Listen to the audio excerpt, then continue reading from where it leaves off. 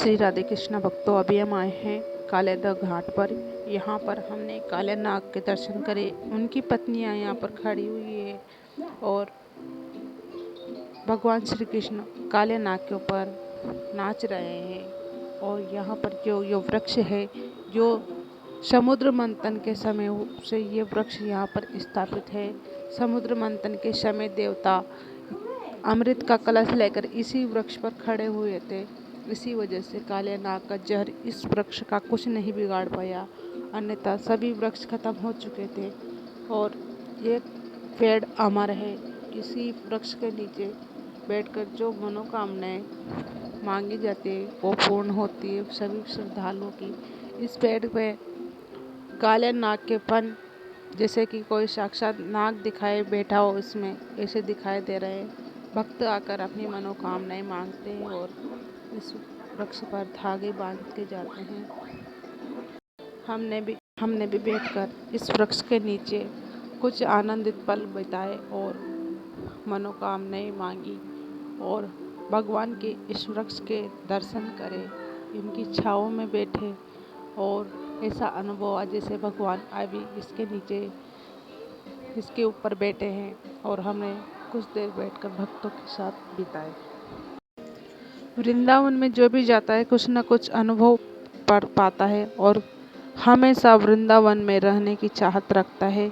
यहाँ पर लाखों करोड़ों भक्त आते हैं और श्रद्धा के साथ अपने तन मन को शुद्ध करते हैं और अपनी आत्मा में यहाँ की ब्रज की रज में रज जाते हैं।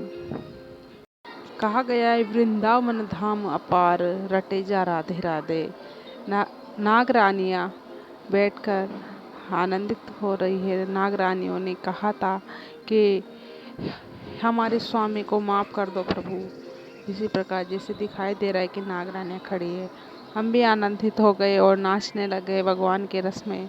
जैसे भगवान नाग पे नाचे थे, हम भी वहाँ पे बैठ के ऐसा लग रहा था कि हम भी नाच रहे हैं बैठ के उनकी धुन में।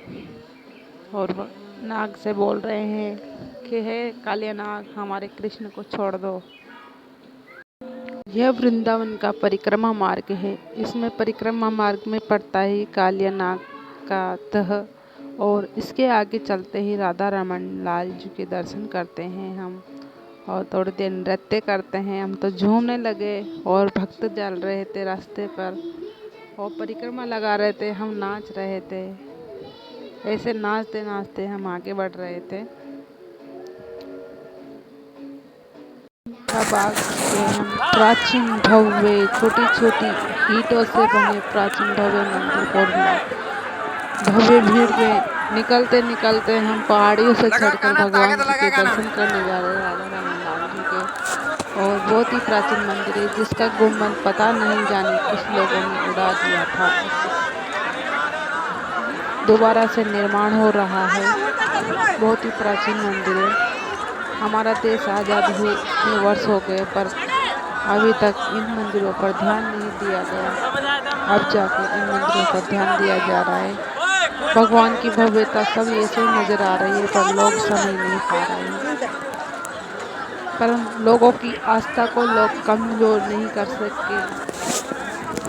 मिट्टी और कंकड़ से बने हुए पत्थरों को मिटा सकते हैं लेकिन लोगों की आस्था को नहीं मिटा सकते। ईश्वर तो लोगों के मन में व्याप्त है।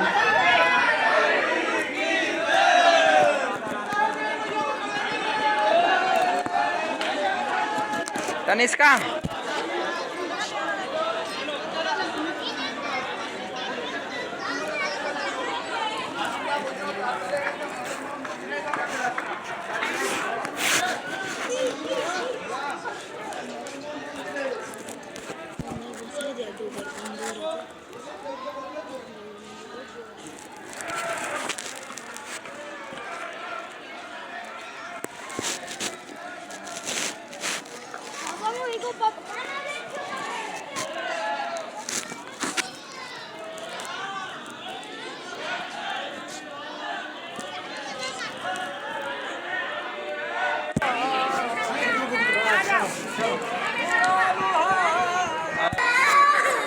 आए शुरू होता है।